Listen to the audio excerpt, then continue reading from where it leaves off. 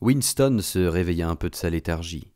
Il fallait parler à Ampleforth et risquer le glapissement du télécran. Ampleforth était peut-être même porteur de la lame de rasoir. « Ampleforth !» dit-il. Il n'y eut pas de cri au télécran. Ampleforth s'arrêta avec un faible sursaut. Son regard se posa lentement sur Winston. « Ah, Smith !» dit-il. « Vous aussi ?»« Pourquoi vous a-t-on mis dedans ?»« Pour vous dire la vérité. » Il s'assit gauchement sur le banc en face de Winston. « Il n'y a qu'un crime, n'est-ce pas ?» dit-il. « Et vous l'avez commis ?»« Apparemment. » Il se posa la main sur le front et se pressa les tempes un moment, comme s'il essayait de se rappeler ses souvenirs. « Ce sont des choses qui arrivent, » commença-t-il vaguement. « J'ai pu trouver une raison possible, ce qui est sans doute une indiscrétion. Nous sortions une édition définitive des poèmes de Kipling. J'ai laissé le mot « God » à la fin d'un des vers. « Je pouvais faire autrement », ajouta-t-il presque avec indignation en relevant le visage pour regarder Winston. C'était impossible de changer le vers. La rime était rod. Savez-vous qu'il n'y a que 12 rimes en rod dans toute la langue ? Je me suis raclé les méninges pendant des jours. Il n'y a pas d'autre rime. L'expression de son visage changea. Son air contrarié disparut et il parut un moment presque content.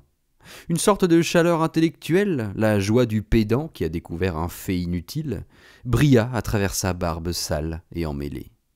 « Vous êtes-vous jamais rendu compte, demanda-t-il, que toute l'histoire de la poésie anglaise a été déterminée par le fait que la langue anglaise manque de rimes ?» Non. Cette idée particulière n'était jamais venue à Winston. Vu les circonstances, elle ne le frappa d'ailleurs pas comme particulièrement importante ou intéressante. « Savez-vous quelle heure il est ?» demanda-t-il. Ampleforth parut de nouveau surpris. « J'y ai à peine pensé, » dit-il. « Ils m'ont arrêté, il y a peut-être 2 jours ou 3. » Son regard fit rapidement le tour des murs comme s'il s'attendait à trouver une fenêtre, quelque part. « Ici, il n'y a aucune différence entre la nuit et le jour.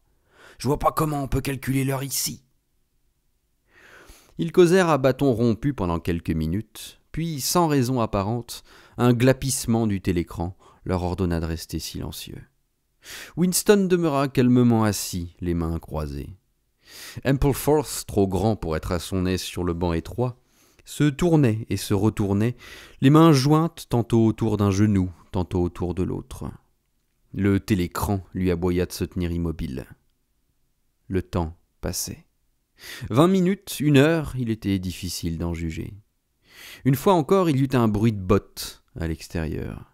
Les entrailles de Winston se contractèrent. Bientôt, peut-être dans 5 minutes, peut-être tout de suite, le piétinement des bottes signifierait que son tour était venu. La porte s'ouvrit, le jeune officier au visage glacé entra dans la cellule. D'un bref mouvement de la main, il indiqua Ampleforth. « Salle 101 !»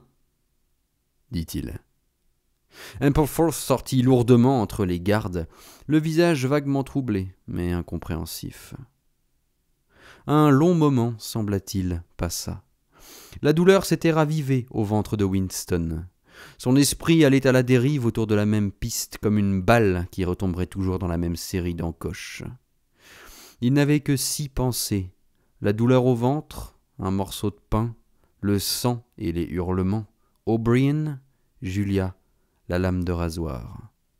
Un nouveau spasme lui tordit les entrailles, les lourdes bottes approchaient. Quand la porte s'ouvrit, le courant d'air fit pénétrer une puissante odeur de sueur refroidie.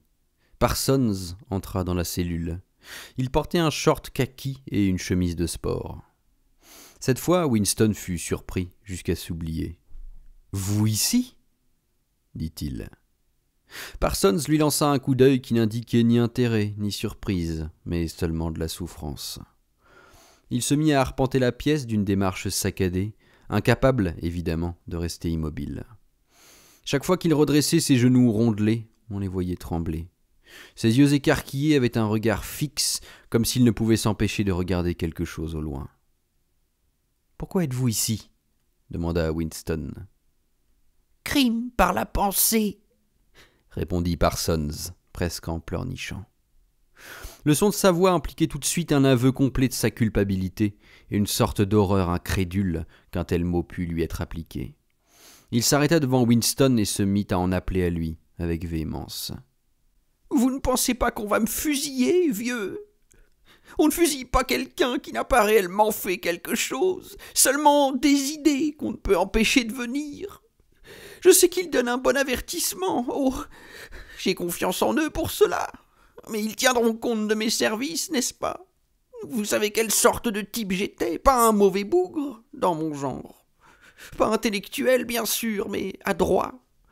J'essayais de faire de mon mieux pour le parti, n'est-ce pas ? Je m'en tirerai avec 50, croyez-vous pas ? Ou peut-être 10 ans. Un type comme moi peut se rendre assez utile dans un camp de travail. Ils me tueront pas pour avoir quitté le droit chemin juste une fois. « Êtes-vous coupable ? » demanda Winston. « Bien sûr, je suis coupable !» cria Parsons avec un coup d'œil servile au télécran. « Vous ne pensez pas que le parti arrêterait un innocent, n'est-ce pas ?» Son visage de grenouille se calma et prit même une légère expression de dévotion hypocrite. « Le crime par la pensée est une terrible chose, vieux, » dit-il sentencieusement. « Il est insidieux. Il s'empare de vous sans que vous le sachiez. Savez-vous comment il s'est emparé de moi ? Dans mon sommeil. Oui, c'est un fait. J'étais là, à me surmener, à essayer de faire mon boulot sans savoir que j'avais dans l'esprit un mauvais levain. Et je me suis mis à parler en dormant. Savez-vous ce qu'ils m'ont entendu dire ? » Il baissa la voix comme quelqu'un obligé, pour des raisons médicales, de dire une obscénité. « Ah bah, Big Brother !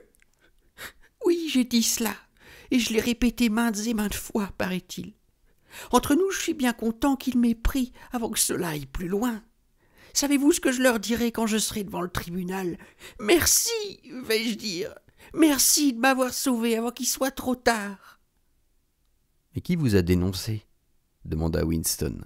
« C'est ma petite fille, » répondit Parsons avec une sorte d'orgueil mélancolique. Elle écoutait par le trou de la serrure. Elle a entendu ce que je disais et dès le lendemain, elle filait chez les gardes.